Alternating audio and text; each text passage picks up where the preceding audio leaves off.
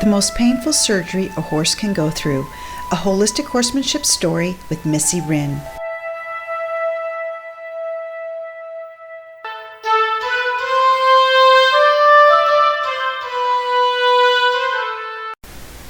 During the spring, a beautiful leopard Appaloosa mare came to my barn because she had bucked her new owner off for no reason. The new owner's story was a familiar one. She had ridden horses when she was young, and now as an adult wanted to live her dream of having her own horse. To the owner's surprise, her first ride ended up with her on the ground. No injuries, just hurt feelings, as the mare went into a buck for no apparent reason. While talking with the owner, it seemed to me it was a common case of new arrival, new environment, no groundwork or preparation for the ride, brand new stiff and heavy saddle, not even broken in yet, lack of balance and confidence in the rider, etc.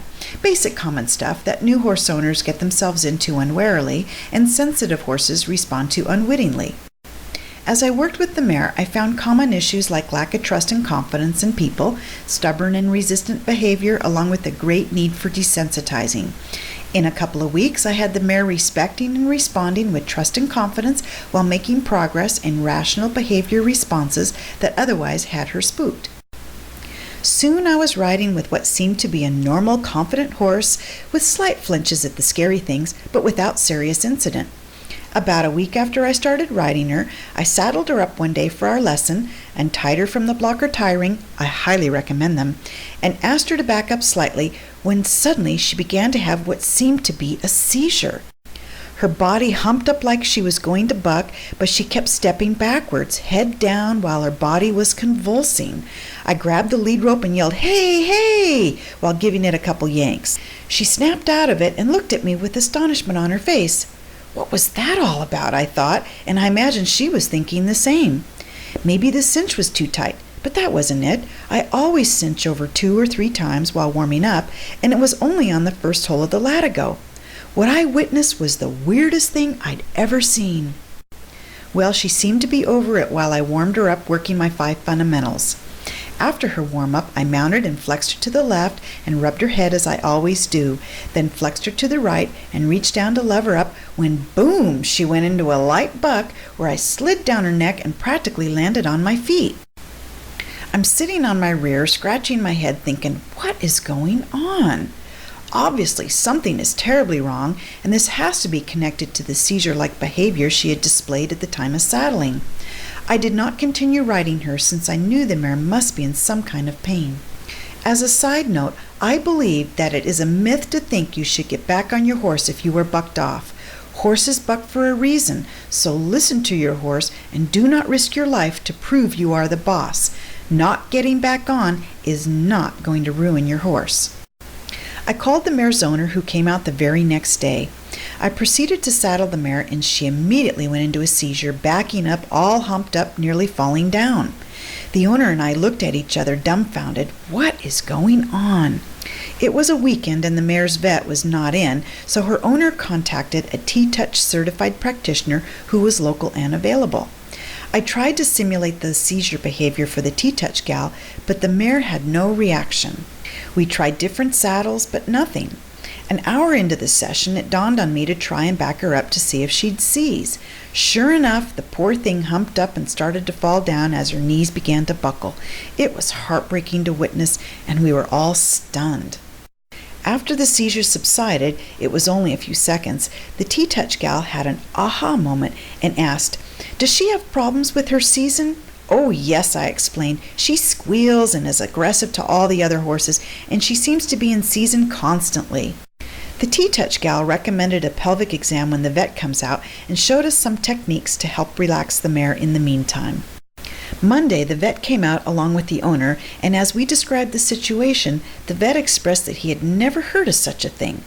I saddled the mare, which she seemed fine, until I asked her to back up, and off she went, seizing nearly to the point of falling down. The vet was amazed and dumbfounded. "I've never seen anything like that," he said. The owner suggested a pelvic exam since possibly the saddle is bumping into a tender spot in the pelvic region. "Let's give it a try," he agreed.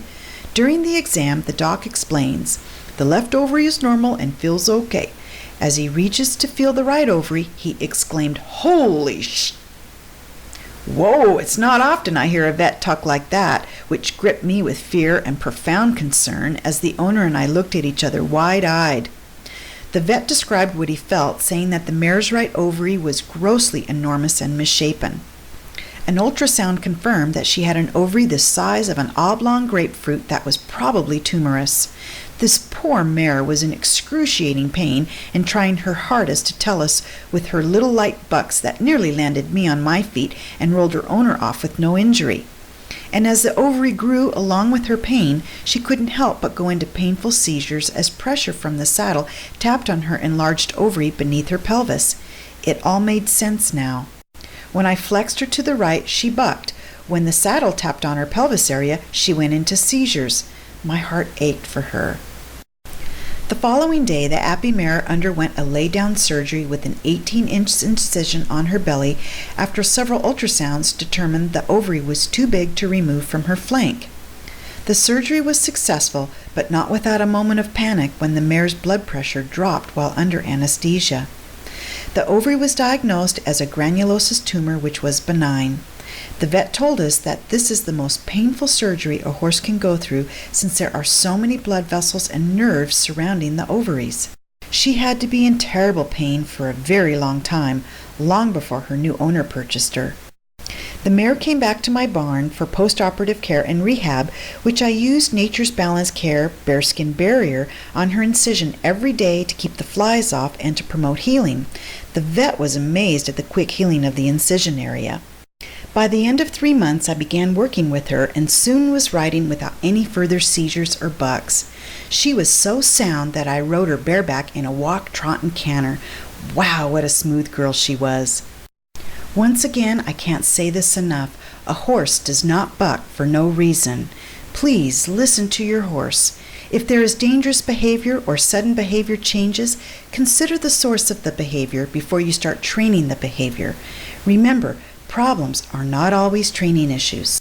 For horse training equipment and tack, shop securely online at missywryn.com.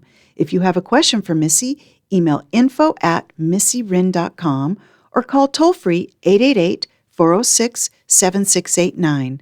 Sheba's story was brought to you by Do No Harm Productions, Horsemareship LLC, and Missy Wryn.